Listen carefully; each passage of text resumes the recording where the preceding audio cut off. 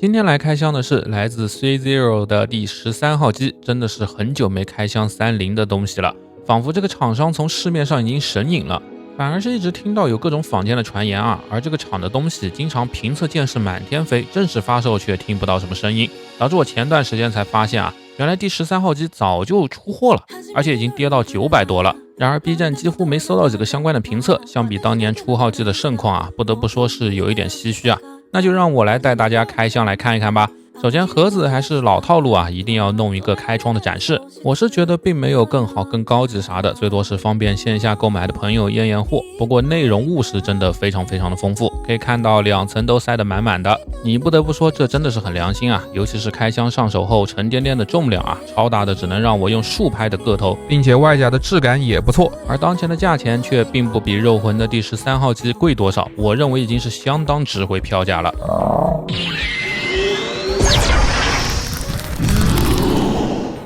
另外，第13号机的最大特点就是其4只手臂的系统了。模型通过替换胸前装甲来还原，而2只新手臂的装位则是提前预买好的，直装安插就 OK 了。虽然4只手有4种替换手，但我依然被这个手型的量给良心到了，本身就给了握持、放松、握拳、手刀、开掌一共5对手型，而且前后手的拘束夹也是不同的，所以手型的开模和涂装也是不同的，并且这个手的细节和涂装啊，也绝对能算是优秀了。只能说30这次还真的是挺用心的。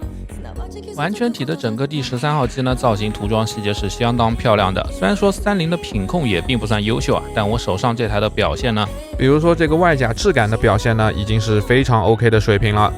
至于说这次的第13号机造型还原度如何呢？我个人认为还是很不错的，虽然还是有些毛病可以挑一挑啊，比如说背后的双插入栓的结构，虽然没有给到真的插入栓，但动画中的这个插入的方式啊，也确实是没有办法还原。至于其他的方面，我确实是挑不出什么太大的毛病啊。硬要说的话，就是呢，比原色做的更消瘦了一点，尤其是躯干的部分。至于头部作为 EVA 的灵魂，30这方面的表现一直都还是不错的，分色的细节都很给力，脸也没有拉长马脸，也没有浮肿变形，正面背面看过去都还是不错，而且很大方的给了2个头，也没有搞出2个头共用1根脚的骚操作。知道我说的是谁的兄弟，请把弹幕打到名字上。不过对于这个红眼头雕啊，我其实更希望它用的是快要觉醒时候的这个圆眼的刻画，这个凸出来的红眼效果呢，我觉得会更有压迫感得多。至于这个张嘴的传统技能，30当然也是还原了，而且内部给了牙齿、口腔的涂装，所以做的还真的是挺良心的。普通的头虽然也是铜模，也没有偷懒不给涂装，只不过这个张嘴的幅度确实有点小了，真要咬 S2 机关的话，嘴里肯定是塞不下的。那不知道大家注意到了没有啊？到现在我叫名字一直喊的是第13号机，而非13号机。其实我一开始是很想做这家伙的机设解析的，但众所周知，解析 EVA 本身它就是动漫界的显学之一。对于我这种看了3遍续破 Q 中依然看得云里雾里的人来说，医学我是真的没有学好。那这里就只能嚼嚼字眼了，咱们还是聚焦到这一台模型上。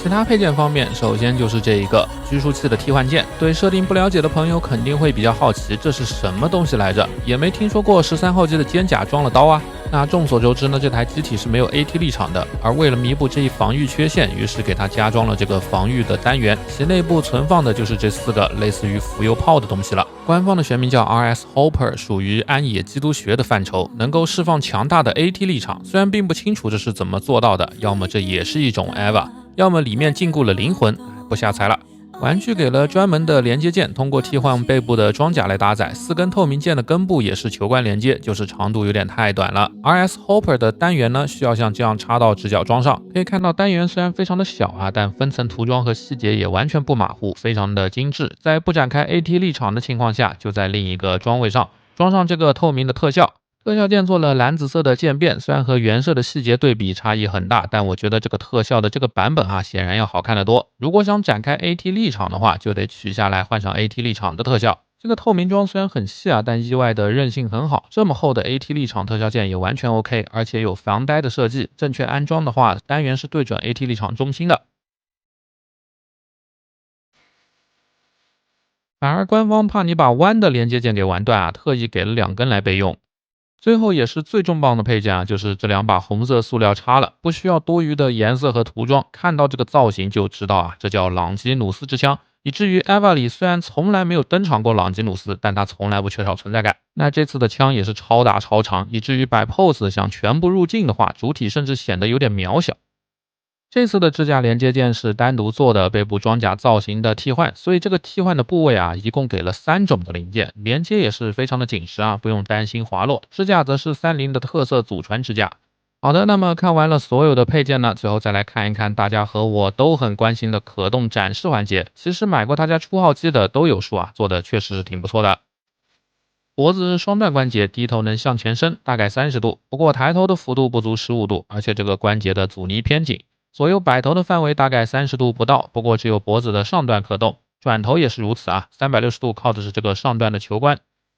大臂的根部有一段肩部的前后摆动装甲，只不过可动范围不大，大概30度不到。拘束器则是球关连接肩部的后方，而这样的设计也给可动带来了干涉，比如侧平台是靠着2段关节才能达到90度的，而抬到90度时，拘束器也一定会被挤压。同时360度大风车时也会跟着手臂旋转，而大臂的上段平转由于特殊的肩胛造型，只能转动前后45度。曲肘的双段关节虽然能接近180度，不过中间的这个大空隙是不太美观的。最后这个手掌有一段上下45度的弯折范围，而这个前臂虽然没有了拘束器的干涉，但实际的可动范围也是大差不差，所以其实拘束器的干涉并不大，但跟着手臂乱动就很影响把玩。侧抬的幅度也能接近90度，反而曲肘的这个150度的造型表现和后手臂的曲肘造型感觉不太一样啊。最后手腕也是一样的45度的翻折范围，弯腰可动还是很不错的，可以看到用了多段的嵌套关节，整体能弯大概45度。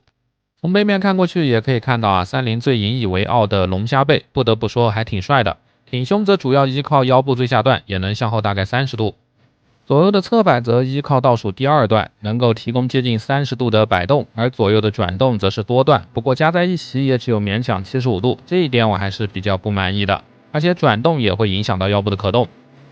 前踢老传统了，轻松的踢到135度，毕竟完全没有干涉。后踢也是90度，毫无压力。腿部做了向内的并拢优化，能摆出经典的交叉腿 pose。不过向外踢因为侧面装甲的干涉，所以只有60度多一点。屈膝则是跟曲肘一样的毛病啊，接近180度，但是并不拢。最后根部的平转也是因为外甲的干涉啊，只能向内60度，向外45度。脚底依然给了细致的涂装，